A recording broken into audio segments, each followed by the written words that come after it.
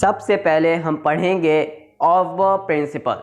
किसी भी एटम में इलेक्ट्रॉन को फिल करने के बारे में क्या रूल बताता है ये ऑफबो प्रिंसिपल, यानी कि इलेक्ट्रॉनिक कॉन्फ़िगरेशन के बारे में ऑफबो क्या प्रिंसिपल हमें बताता है, ये डिस्कस करने वाले हैं। ये ऑफबो किसी साइंसदान का नाम नहीं है, बल्कि ये एक जर्मन वर्ड है जिसका मतलब होता है बिल्डिंग अप, यानी तामीर करना, यानी कि बनाते रहना, बनाना। पॉली नाम का एक साइंसदान था जिसने इस प्रिंसिपल को, इस उसूल को ऑफबो प्रिंसिपल का नाम दिया था। According to this principle, electrons are filled progressively to various subshells in the order of increasing energy, starting with one as subshell having lowest energy।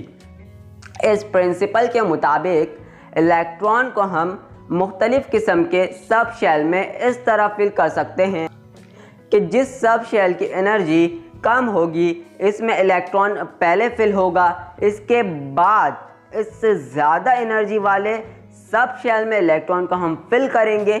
Electron की फीलिंग हम 1s सब शेल से शुरू करते हैं जिसकी एनर्जी सबसे कम होती है। स्क्रीन पर आपको ऑफबो के प्रिंसिपल की सिस्टमेटिक स्कीम दिख रही होगी। आप ये देख सकते हैं कि सिस्टमेटिक स्कीम इसकी क्या है।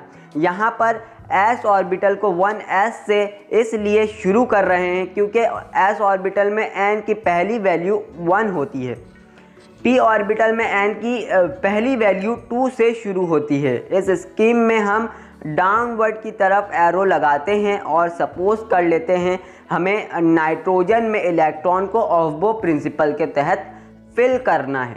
तो नाइट्रोजन की Z यानी एटॉमिक नंबर की वैल्यू 7 होती है। हमें मालूम है कि s ऑर्बिटल में 2 इलेक्ट्रॉन, p में 6 इलेक्ट्रॉन को हम फिल कर सकते हैं और d में कितने को, d में हम 10 इलेक्ट्रॉन को फिल कर सकते हैं। तो ऑफबो प्रिंसिपल के मुताबिक नाइट्रोजन की electronic configuration 1s2 2s2 2p3 में एंड हो जाएगी। 2p3 तक ये इसका इलेक्ट्रॉनिक कॉन्फ़िगरेशन ख़त्म हो जाएगा और यही इसका इलेक्ट्रॉनिक कॉन्फ़िगरेशन था। किस रूल के तहत, किस प्रिंसिपल के तहत?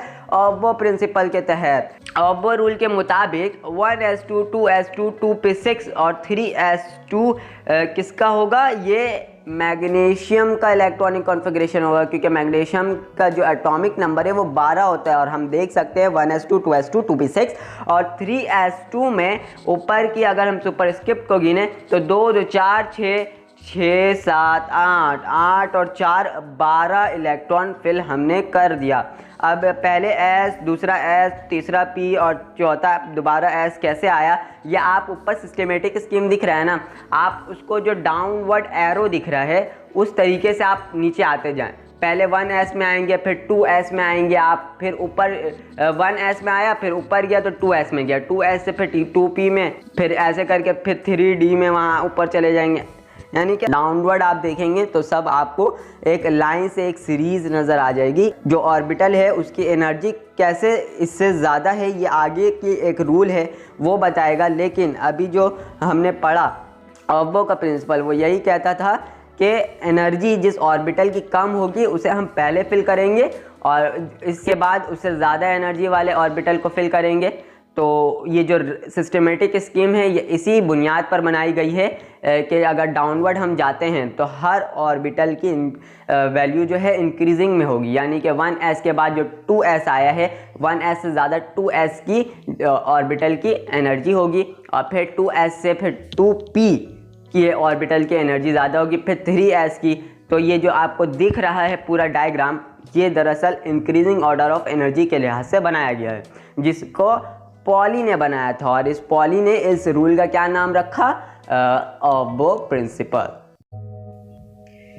अगर आप मेरे चैनल पर नए हैं तो इसे सब्सक्राइब करिएगा, वीडियो अच्छी लगी हो तो इसे लाइक करिएगा। मिलते हैं एक नए वीडियो के साथ, जब तक के लिए अल्लाह हाफ़िज़।